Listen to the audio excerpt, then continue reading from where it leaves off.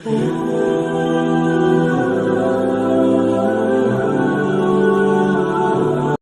Airport پہ خاتون نے پوچھا کہ بھئی ہمارے شوہر جو ہیں وہ ایک سال کے لیے ملک سے باہر رہتے ہیں، تو ہمارے لیے یہ تو نیچرل ہے نا، وہ کہتی ہیں ہمیں پھر برائی کے خیالات آنا شروع ہوتے ہیں.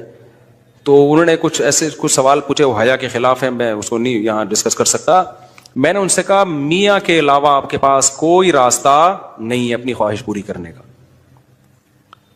تو وہ کہنے لگے پھر ہم کیا کریں، میاں بھی مجبور ہے. وہ کہہ رہے میں کیسے، اور اپنے ساتھ رکھ نہیں سکتا میاں، کیونکہ جو ہے وہ اس کے پاس اتنی تنخواہ نہیں ہے کہ بیوی کو رکھ سکے.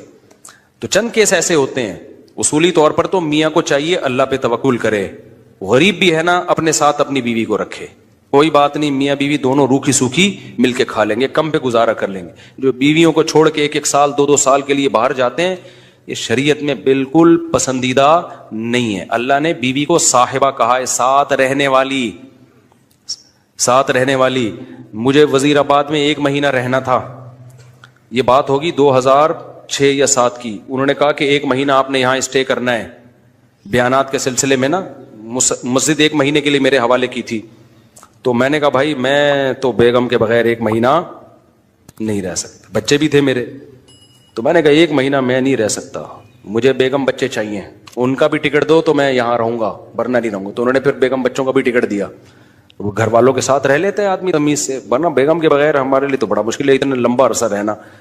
مجبوری میں رہنا پڑتا ہے تو ایک الگ بات ہے، لیکن ہے مشکل کام. چاہے کتنے بھی آدمی کے میاں بیوی میں جھگڑے ہو نا، نہیں رہ سکتا بھائی.